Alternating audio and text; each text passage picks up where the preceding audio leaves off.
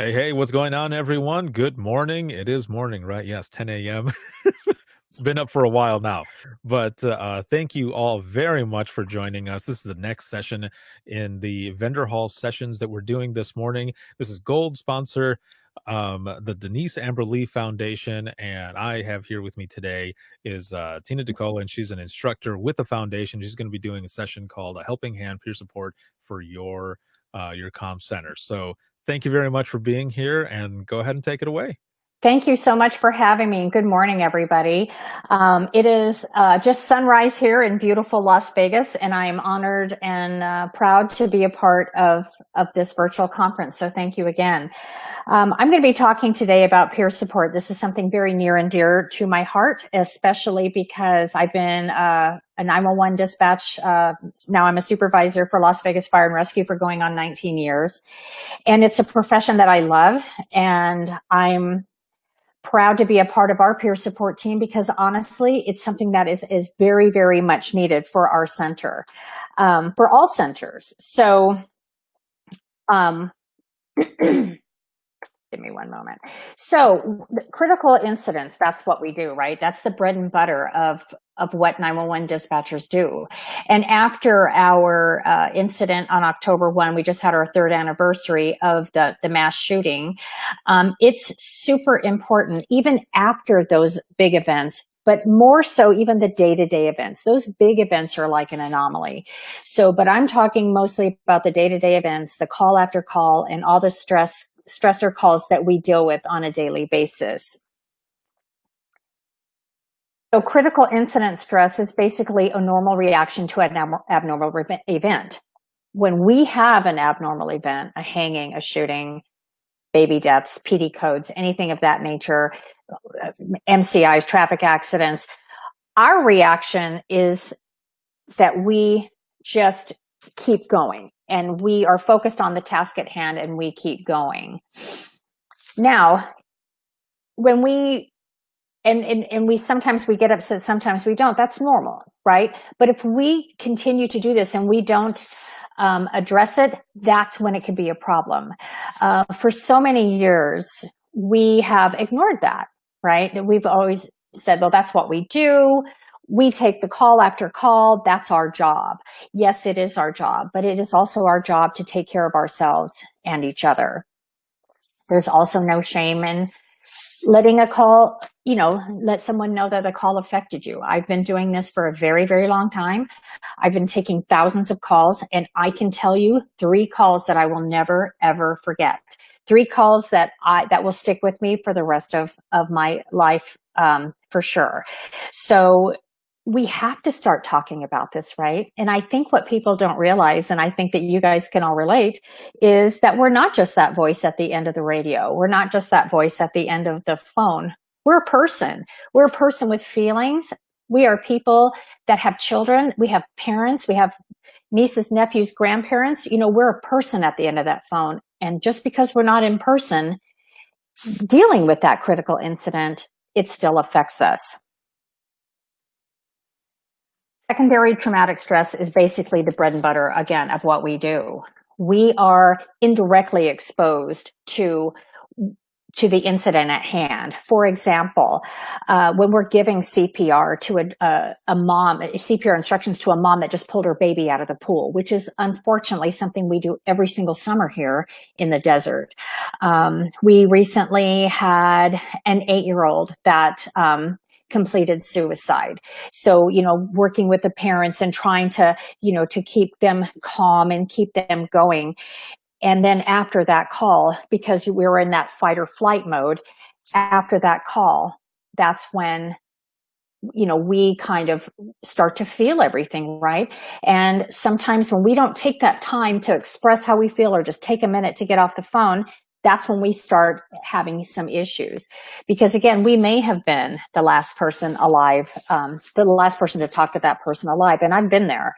Trust me. I talked to a woman that, this is one of the calls I'll never forget. I talked to a woman that was bleeding out with me on the phone. And the only thing she wanted to do was to make sure that her family didn't find her that way. So that's why she called 911. I talked to her, and then finally she ended up passing away while I was waiting with her on the phone and units to come there. Her children actually called my chief. They wanted to hear the 911 call because they wanted to hear their mom's voice for the last time. So I honestly could not be in that room. I know my limits. I was honored that I was able to talk to their mother and give her those instructions and just keep her calm during that time. And they thanked me through my chief for being so kind to their mom. So again, that call still affected me after all these years. Any signs and symptoms of this overload? We got to recognize these within ourselves because self-care is huge. I am absolutely a big believer in self-care. Because being a 911 dispatcher, we can start experiencing these things because of the overload of stress, not just of the calls, but being shorthanded, getting mandatory on your day off, working extra hours, picking up extra shifts. I mean, all this kind of day after day after day and not getting that break, it's so not good for us, right?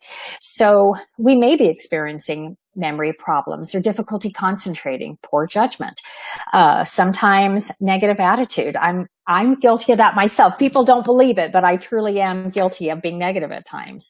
Having anxiety and moodiness, being irritable, depression. That's kind of a big one in our industry that's not usually recognized. Having physical aches and pains and just body aches too, like having an upset stomach, chest pain, frequent illnesses. If you notice, someone's calling out all the time.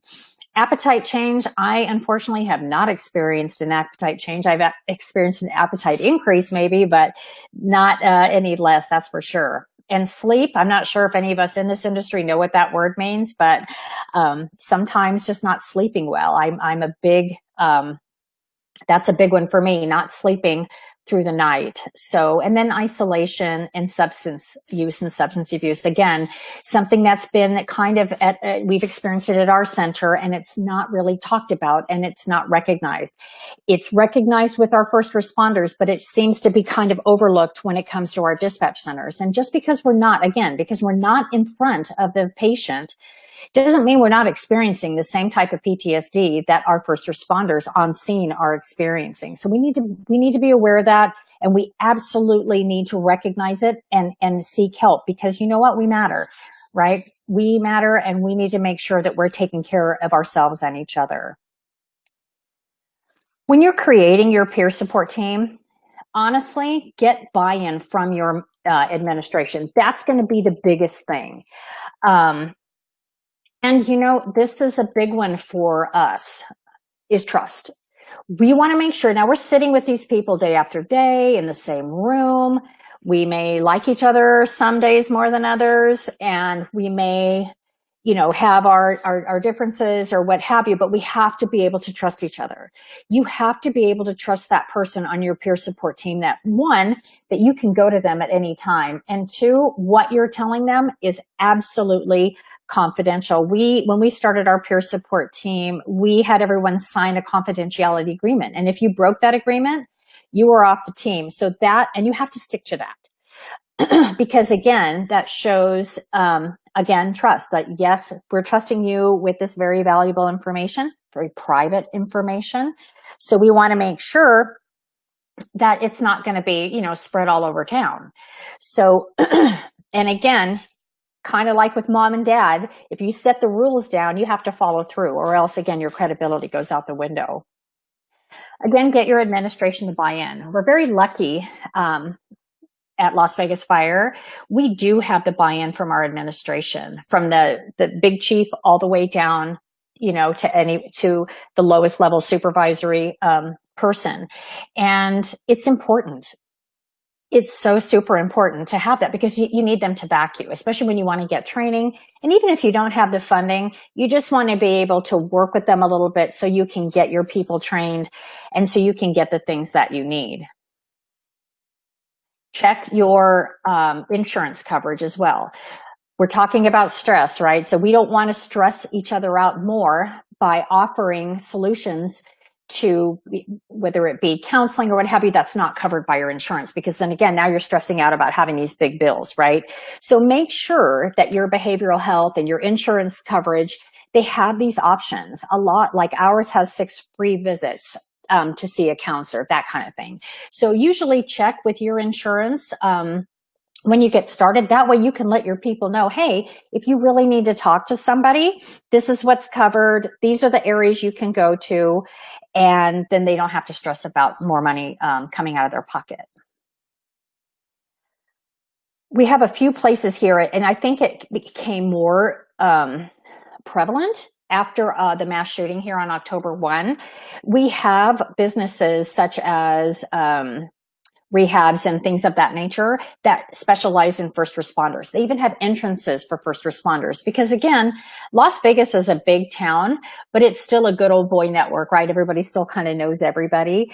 And nobody likes to feel like they're not able to do their job, or no one likes to feel like everyone's kind of looking at them like they're not normal because they needed some help for one thing or another. So again, privacy is big within our industry too. So if you can find places like that maybe have some sort of a specialty with first responders, it's super awesome. So you can definitely contact your local places and see what they offer. When you choose your team, let people volunteer. Don't have them be voluntold. This is something that you have to want to do. This is something that you have to want to be a part of. This isn't something that you should be told that you have to do, because then again, your heart's not going to be in it, right? So, and honestly, I think that what we've experienced, and I think a lot of people will experience this, is that they know that they're good at this, and this is something that they want to be a part of. They'll jump on the opportunity, and they'll absolutely get on board and be super helpful with your team. But again, make sure that all the rules are put up front. You can't talk about this, or just whatever. Just kind of put your rules together. That's what we did. We kind of put together that, and then we all signed it to make sure, again, that we're all on the same page. And again, if you break the rules, then there are consequences for that. So, yeah, make sure you do that from the very, very beginning. And that way everybody is on the same page. I'm super big on including supervisors, not just because I am a supervisor, but I'm going to tell you why. Supervisor has to watch everything that's going on in that room. We know our people. I've been working with these folks in my department for a very, very long time. I love them all. I love working with all of them. Again, it's an honor to sit next to these people. But again, since I know them all so well, I know their demeanor. I know how they take calls. I know everything about them. I know when they're not showing up for work, or I just know them, right? Because they become our second families because we spend so much time in our dispatch centers. So a call came in. This was a few years ago. And it was one of my favorite people. They're all my favorite, but I always like to highlight anybody that I'm talking about. And she was taking a call on a 1-year-old that was unconscious and not breathing. And it was very upsetting to her, but I was just kind of listening to her. And then we found out later that this child had expired at the hands of his mother.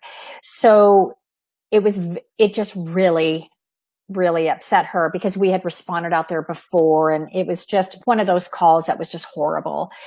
And after that call, I noticed her getting very short or smacking her hand on the desk. And I kind of walked over to her. Oh, and before that, we were talking about how much we love the rain, because we never get any here in Las Vegas, right? So it was raining, and we were talking about how much we loved it. And I walked over to her, listening to her get very short and just very huffy, and which is not her demeanor at all. And I walked over and I put her on not ready. And I told her, I said, listen, I think it's time for you to take 5 minutes. And she's like, Tina, I got this. I'm good. I'm like, no, I'm not asking you. I'm telling you, I want you to take 5 minutes. I want you to go outside. I want you to go smell the rain. I just want you to take 5 minutes. So she was a little miffed at me, and she walked out, and she came back, and she hugged me really tight. And she says, I was so mad at you at first. She said, but as soon as I hit that door, Tina, I could not stop crying. And she went and called her family, because she had a 1-year-old at home. So that call affected her more than she knew. But because we are monitoring the room, we know our people. So supervisors need to be included in the training. Even if they're not part of the peer support team, they should know what to do. We had a supervisor that this was not her wheelhouse. She was not a compassionate person like that, like me. I mean, you can ask anybody I work with. I'm horrible at social distancing. And I'm a big hugger. You know, it's my Italian heritage. And I just love everybody. I just can't help it. And so she's not like that at all. And I mean, if you hugged her, I think that she would be so mad, you know, but she was on board because she would say, okay, I'm going to send them to talk to so-and-so, whatever. She knew that was not her wheelhouse, but at least she had the training to know what to do if she had one of her people in trouble. So again, that's a super big one to me, is keeping your supervisors involved. Another thing, I was honored to train 2 of our dispatch academies, and we put this type of training, crisis intervention training, in our rookie schools because they need to know what they're getting into here, right? And a lot of these people that are coming into our profession are very young. I call them my kids because they could be my kids, but they need to know what's going to, you know, what they're getting into here, you know? It's not just the stuff that you see on the TV shows. You know, this is real stuff, and they need to know that this is a very long career for them at their very young age, and how they should handle the stress that's coming to them on a daily basis. And also include the families. Our families should know how to deal with their first responder. And again, we involve the families in our rookie schools because for our firemen, we need to do it for our dispatchers too, because our families need to know how to deal with us. I went to a behind the badge training here about 5 or 6, 7 years ago, and it was amazing training. And I was so excited to come home and tell my husband about how this police officer, how he felt, how his family felt. And I was like, you know, I'm so glad that I don't come home crusty and that everybody's afraid of me when I walk through the door. I said, I got this. And he's like, oh my gosh, you are exactly like that. He said, we don't know which Tina is coming through the door. And I was devastated. I was like, oh my gosh, I'm not darling all the time. I go, how can that be? But I had to kind of check myself. So I learned to communicate more with my family. So they knew what I was feeling, what I needed, if I needed that 5 minutes of quiet when I first got home, whatever it was. But again, this wasn't around when I first started. So as I learned more, I got my family more involved because again, I want my marriage to last a super long time and I want to live a long life. So I want to make sure I do have this, right? Have an SOP, again, have a plan. We have an SOP that we use for our crisis intervention for any critical call or anything of that nature, who to call, what to do, and that non-disclosure agreement. Super important. Again, that builds trust because trust is key. Listening skills. This is probably one of my favorite things to talk about because we think because we listen to 911 calls all the time that we're the best listeners. We're actually the best doers. Sometimes we're not the best listeners because we are thinking about what the next plan is after we hear the call, whether it's a traffic accident or just a sick person or a fire or a robbery or whatever, type of calls coming in. We're waiting for those clues so we can do the next step. We can get the ambulance there. We can get the police there. We can do our pre-arrivals, all that. So we are listening to a point, but not 100%. So as a peer support person, you have to learn how to listen. You have to actively listen. And that is something that I had to learn to do all over again. And you got to practice, right? You have to practice. So what I do is when I teach this class, when I'm teaching this class live for 8 hours, is we practice.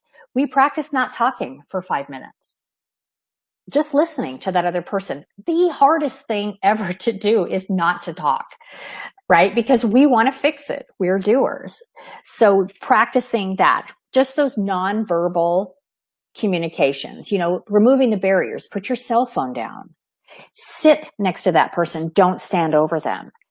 right? Maybe just kind of, and just nod, just giving those nonverbal clues that, hey, I'm listening to you. And also be sensitive of the space that you have between them. Again, I am so bad at this because, again, I'm terrible at social distancing, but maybe not just kind of in their face, kind of hovering, just kind of, just that comfortable distance.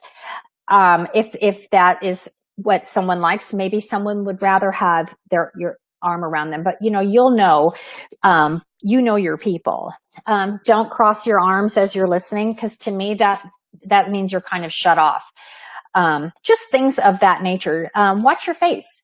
Just kind of be careful about like not looking shocked or acting disgusted or annoyed or something. You have to just kind of keep your face neutral. So again, just watching those nonverbal skills. But when you are actively listening, repeat back what they said. Just kind of paraphrase what they said. So if I'm hearing you correctly, that call really affected you because you have a baby at home, and that way they know that you're truly listening to them. Because as human beings, we just want to know that someone's really listening to us and people care, right? So just be super careful about those and just reflect on their feelings and just remember that little bit of kindness really goes a long way. And just not thinking about how to fix it. Like, okay, you're going to be fine. You're going to take another call and everything's going to be fine. Remember, they're in a state of crisis here. This is their crisis. This is their emergency, if you will. So we need to make sure that we're listening to every single thing that they're saying.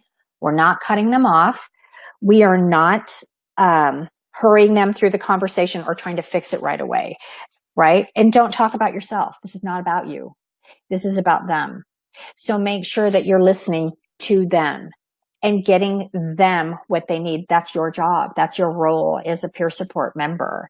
So again, make sure that you are really, really listening.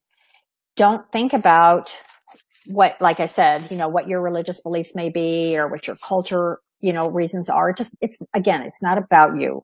It's about the person that you're actively listening to. And honestly, practice.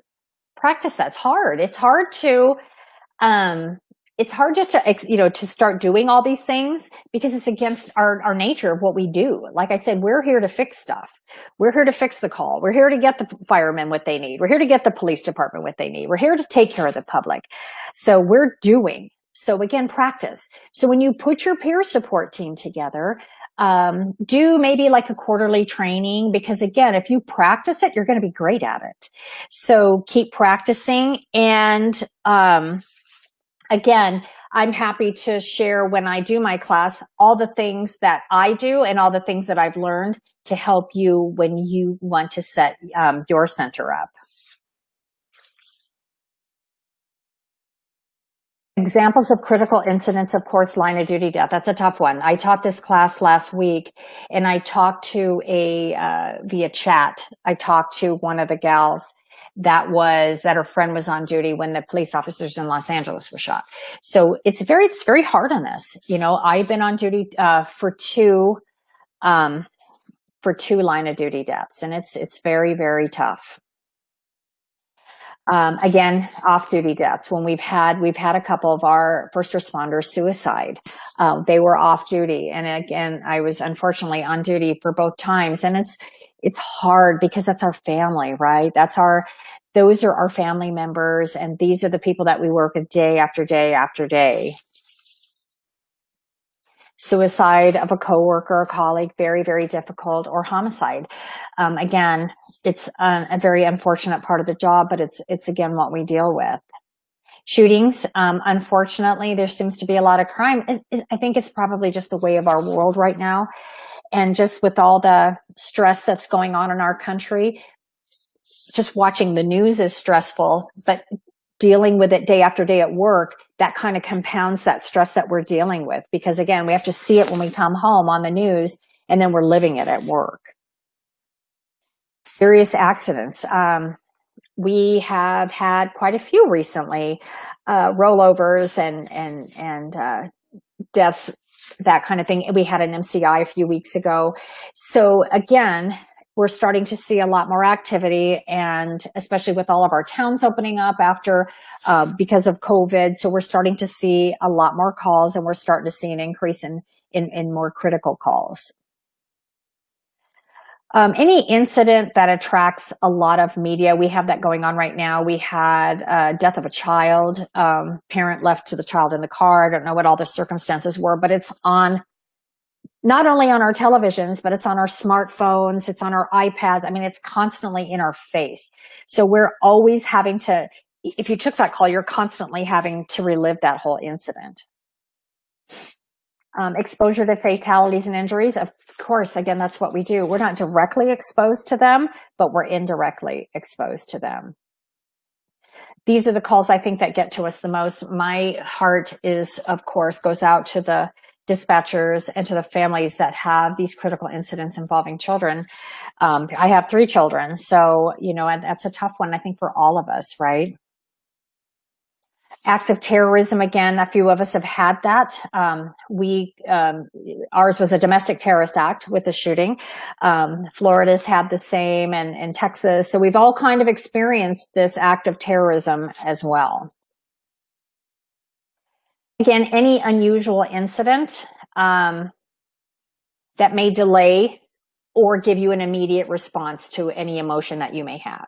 So it could be anything. You could be taking the same call over and over and over and over, but it could be that one call that could really affect you. So again, be aware of everything that you're going on, you know, that's going on with you.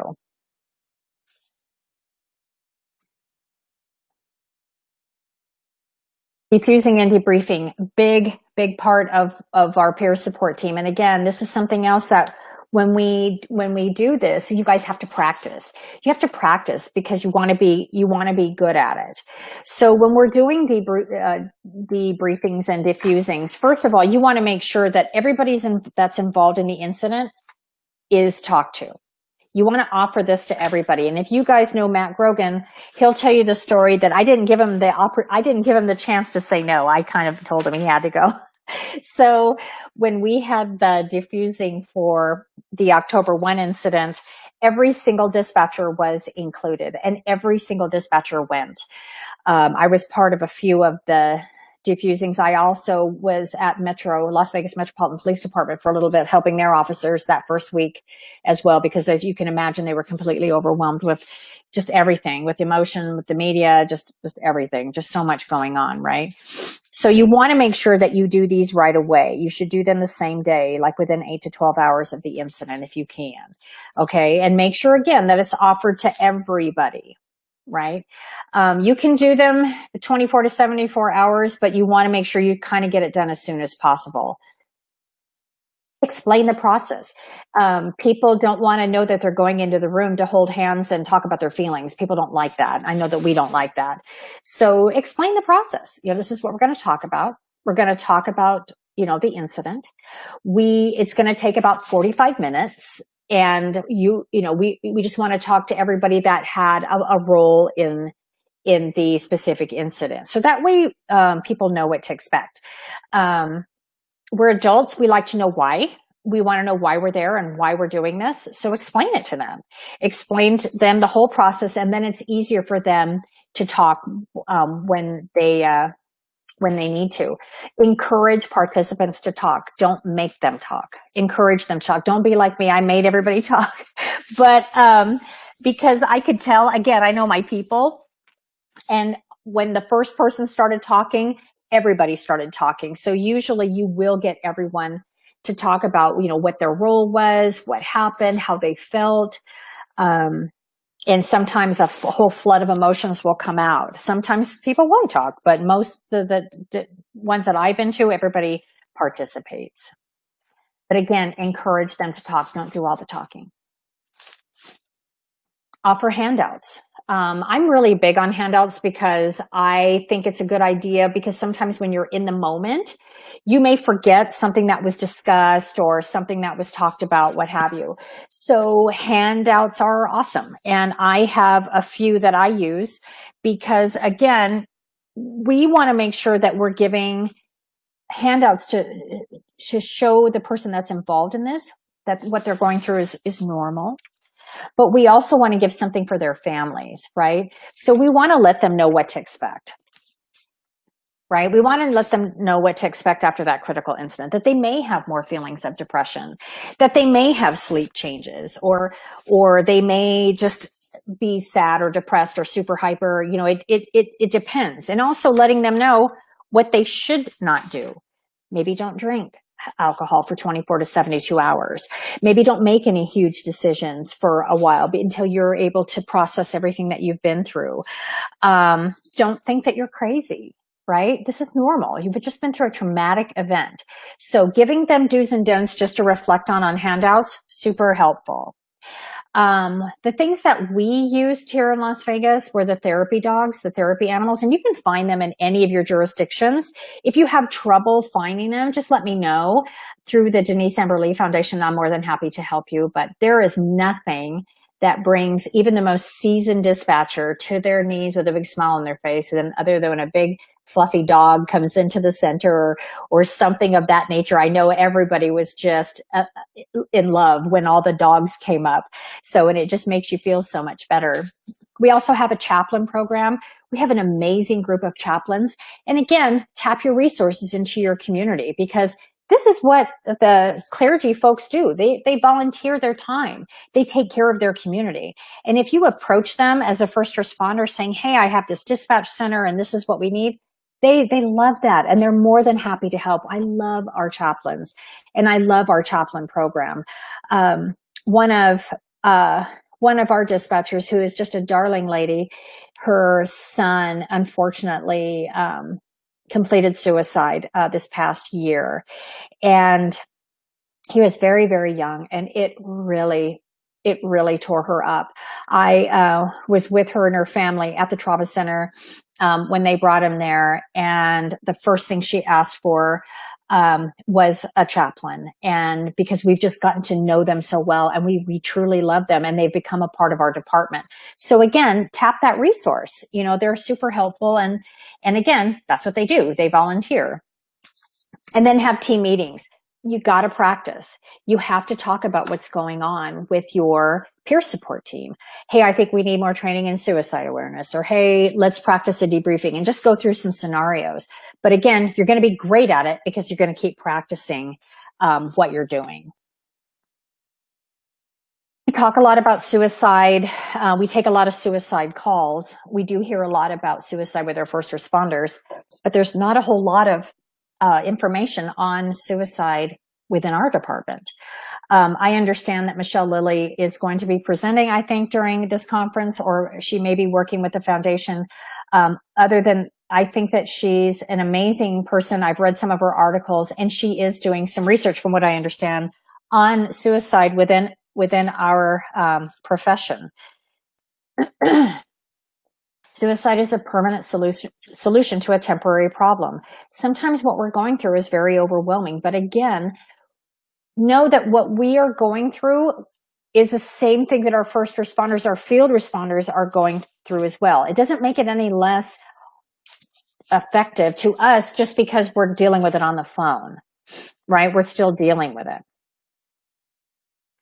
Suicide, one death by suicide happens every 13 minutes in the United States. And what I've noticed when I'm teaching different 911 centers is that we're taking a lot more suicide calls. I've noticed an increase here in Las Vegas, and all the centers I've talked to are noticing an increase as well. An unfortunate fact in Nevada is that our juvenile suicide rate is higher than the national average. So, again, one completed suicide per 25 attempts. Males are 4 times higher than females. It is the 4th leading cause of death between 18-year-old and 65-year-olds. And it's 4 times more likely in a line of duty. So, again, most people that die from suicide at one point did communicate their intentions. So we need to listen. That goes right back to our listening skills, right? So just be aware that this cumulative stress is just as dangerous as PTSD. It is PTSD. We passed a bill when our legislature was in session last time that PTSD is a form of an on-the-job injury, even for our dispatchers, because we made sure to put that in there. It's not just what is seen, but what is heard. So that way our dispatchers were included, because again, we're not listening to normal stuff. We're listening to some very abnormal things. So, and it can get to us sometimes, right? So drinking alcohol, of course, is a depressant. So that can increase the risk for suicide as well. Untreated depression can be deadly. We can't just keep letting it go. We have to take care of it. We have to take care of us. These are a lot of suicide risk factors that happen with our field first responders. But again, this happens to us too. We do have a high divorce rate. We did in our center, that's for sure. Being looked over for a promotion, that's devastating to someone, especially when they've worked hard to pass the test, or they're, whatever it is, and they've kind of counted on it. And that could be very devastating for them. Death of a loved one, or just feeling like they're a failure. Not having that support system. Again, this is why having peer support is so important. Having a history of suicide attempts, family history. Again, we had a fireman in our neighboring fire department. His dad completed suicide, and then the son completed. They were both firemen. It was a few years later, so it's very devastating for the families in the department.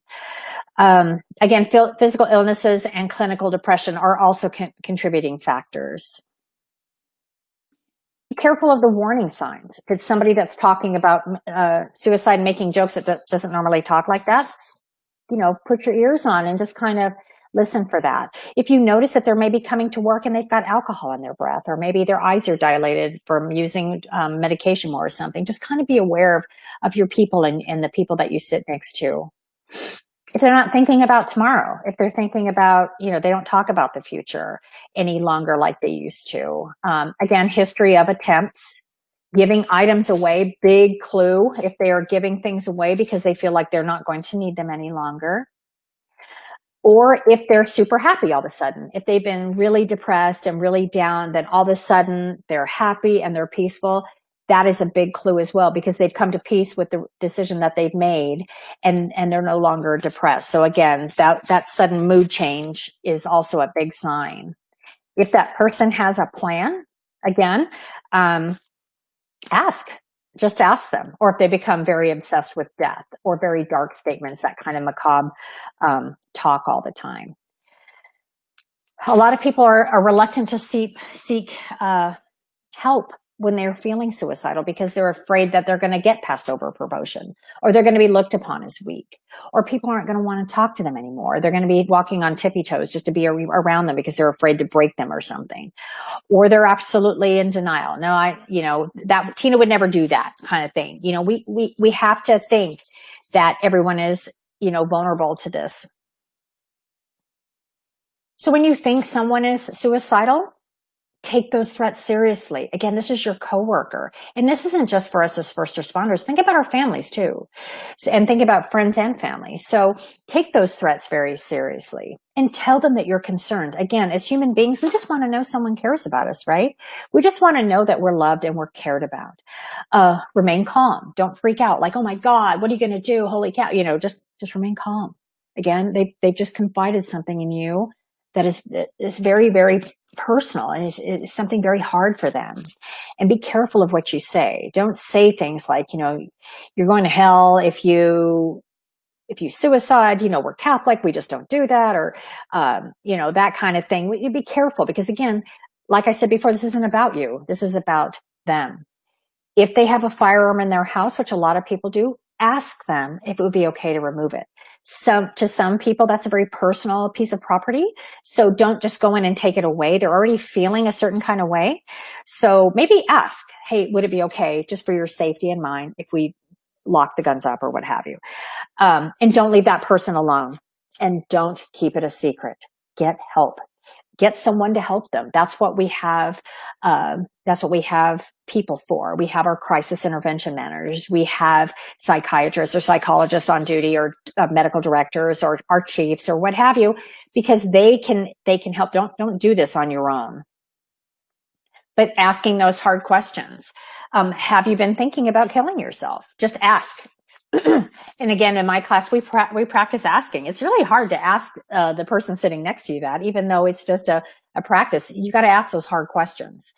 Ask them when the last time they thought about suicide, or if they've ever attempted suicide before, if they have a family history, if they have a plan, or if they have a means of that plan. Do they have a firearm? Do they have pills at the house? That kind of thing. So just ask, because you're not going to know if you don't ask, and you're not going to be able to help them if you don't have the information. Again, don't act shocked. If they're getting a divorce, for example, don't say, you know what, you're fine. You're very good looking. You're going to find another wife in a week. You're fine. So, don't do that. Just listen, right? Don't try to cheer them up. That's not why they told you this. They're looking to get this off their chest, and they're looking for help. So cheering them up or joking them out of it is just not, it's not appropriate. It's not the time.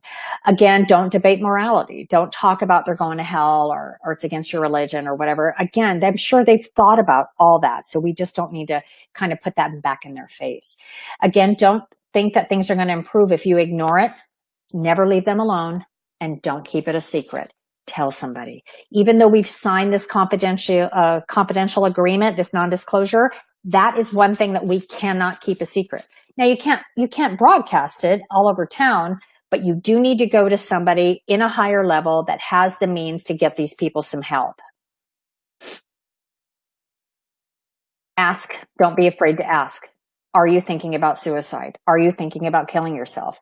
You got to ask. If you don't ask, they're not going to tell you, and they're waiting for you to ask. Intervene immediately. Take action. Sit with that person. Come here. Let's talk. I'm here with you. Tell me what's going on. Just let that person know that they're not alone. Okay. And again, don't keep it a secret. That's a secret you don't want to keep. And it's something that you don't want to have on you, that you didn't seek help and this person ended up completing suicide. So again, seek a professional or a peer support member, anybody in a higher level that can help you with this situation. Involve the supervisors. Again, you're not tattling on them and you're not ratting them out. You're getting them help. It's two different things. Don't leave them alone. If you can't stay with them, find someone that can stay with them. And do it now. Don't wait. This is something that cannot wait. This is something that is extremely serious. And if they've come to the point that they've told you that this is what they're going to do, right now is the time to act. This is a suicide prevention hotline. I think it should be kept in all break rooms, just in case. It also has a texting line for those that don't wish to speak with it, that they would rather text. So please look up any kind of, it's a national number. Look it up, put it in your break rooms, just so it's on hand. I'm going to wrap this up with compassion fatigue, because again, that's what we do. We take care of everybody else. We take care of our crews. We take care of each other. We take care of the public, but we cannot forget to take care of ourselves, or we are going to start experiencing that compassion fatigue, right? And that's that emotional and physical exhaustion that we experience after this day to day of taking care of others and not taking care of ourselves. And what I tell everybody that I talk to, do something nice for yourself. Do something good for yourself. I'm not sure if you can see that there are flowers behind me. This is something that I do for myself. I buy myself flowers every week. I just buy them at the grocery store. And it makes me feel good. It makes my table feel pretty. It makes my house feel pretty. It's a running joke between my husband and I, because he's not a flower guy. So every time I buy the flowers, I walk in the house and I'm like, thanks, babe. I love them. And he's like, I knew you would, but it's something that makes me happy. So do whatever makes you happy. Do something for you. Because again, you're going to start noticing these signs that we went over, the memory problems, the poor judgment, all that we've already gone over, right? If you notice these things within yourself, do something about it. We know ourselves, right? If you start to just lose interest in everything that you've been doing before and you're starting to feel really depressed or super anxious, that's when you need to take a break and you need to reach out and maybe get some help. Maybe see a counselor a couple times, or maybe take some time off. Just, get away from work for a while. if you're noticing again, and we've went over this before, but those increased absences, that, just all the things that we've talked about before, the sleep, the physical pains and the physical problems and the weight gain and the weight loss. Again, these could be signs of excessive stress. We got to do something about it. We have to take care of ourselves, right? So managing stress, this is one of my favorite things to do. So anybody that knows me knows I love to exercise. Yes, I'm that person. I love to get out. I'm a cyclist. I love to get out on my bike and I will ride all over town. Sometimes it's not, it's a little iffy here in Las Vegas, but I love Sunday mornings. I get out bright and early while my family's asleep. I pump my tires. I get ready and go. And I go up and look at the beautiful mountains.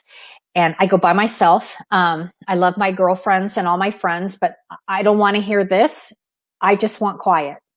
I want to be at peace with what I'm doing. I want to be outside with nature. I want to feel the wind on me. So whatever it is that you do, take a walk, take a run, go to the gym, but do something. Oh, look, exercise, that popped up again. Oh, what? Exercise again. It's good endorphins. Get out there and move around. It's so super good for you. That good deep breathing. I did yoga for years. I love yoga. Right now with with our COVID crisis, there's not a whole lot of the hot yoga gyms open right now. So practice that pranayama breathing. Practice that breathing in deep for 6 and exhaling for 6. It's good for you. And it really helps you. And do it a couple times. You can even do it at your desk. Use a grounding tool. What I like are the soft rocks. And if hopefully you guys can sign up for my class because I usually pass those out. And it's nice. Just sometimes that feels good for me. Some people like to snap a rubber band or things of that nature, but I like that soft rock. You can't throw it at your coworker, just to let you guys know, but you can keep it in your hand and just kind of rub it together. Again, go for a walk. Even if you have to take a break on your lunch or whatever, do it. You deserve it. Drink lots of water. Keep little nutritious snacks at your desk. I try to drink a gallon of water a day. But and all of us at the alarm office, at the fire alarm office, are really good about that. And our management is awesome, and they have nice filtered water fountains for us to fill up our water bottles. So again, that makes you feel good. Just keep your body hydrated. Check your posture. If you're slumped over like this or sitting in your chair like this, you're not going to feel good. So sit up, or if you have consoles like we do that elevate, stand up. Do what makes you comfortable, but check your posture. Watch your back, how you're standing. Keep your shoulders back, because again, it makes you feel good. It doesn't make you feel all slouchy.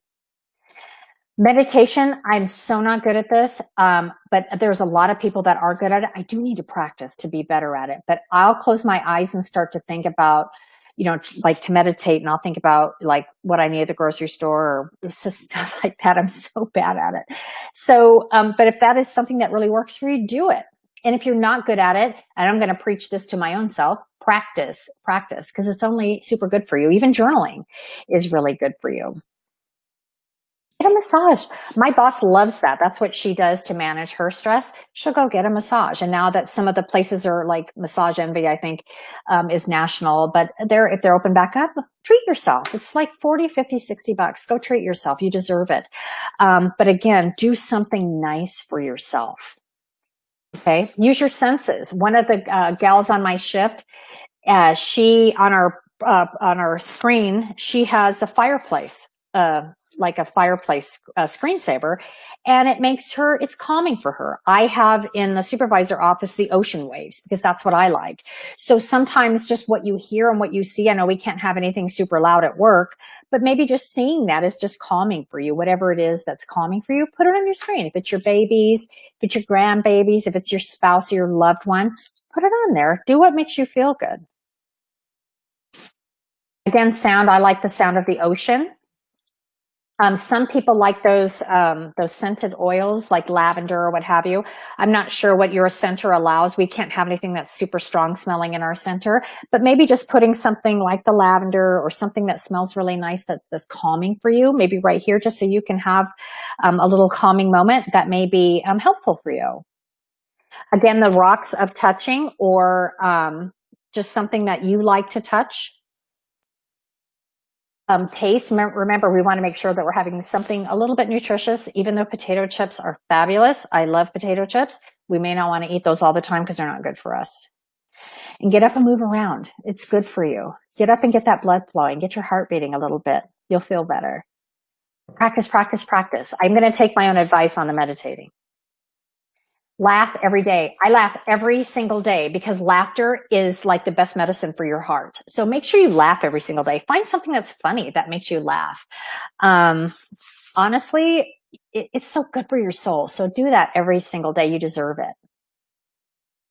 Talk with your family and friends every day. I am so lucky to have a support network. I have a family I adore, and I have friends I love too. And it's like, I'm just so truly lucky. So I get to talk with them every day. So make sure you reach out and talk to somebody every day. It's good for you. Again, exercise. Don't hate me, but I do love to exercise. So get out there, take a walk, enjoy this beautiful fall weather. And again, if you're religious, give it to God. If you're not religious, throw it out to the universe, but know that you can't change everything, and just accept that. So maybe you may have to give it up to a higher source, right? I'm not asking you to give up alcohol or caffeine, especially alcohol and caffeine, but maybe cut back a little bit when you're going through all this stress. It's not good for us, right? So cut it back a little bit. Maybe increase your water or have some fruit and vegetables. Maybe that will help you a little bit just to calm your body down and slow down.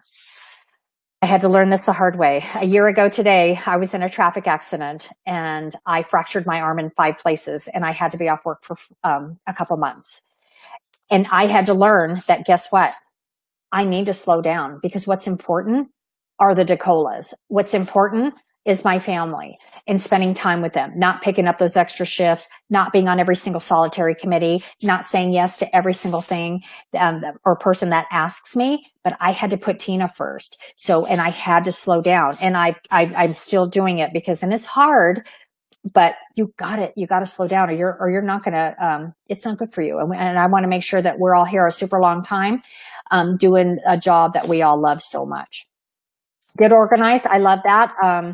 I redid all my cabinets and pantry and everything because, yes, I'm kind of a dork like that, but I like redoing stuff. So get organized, and it makes you feel better. You know, it feels like you're not having all this paper and all this stuff in your closets, and maybe go through things and send them out to Goodwill. It's a great way of just cleansing.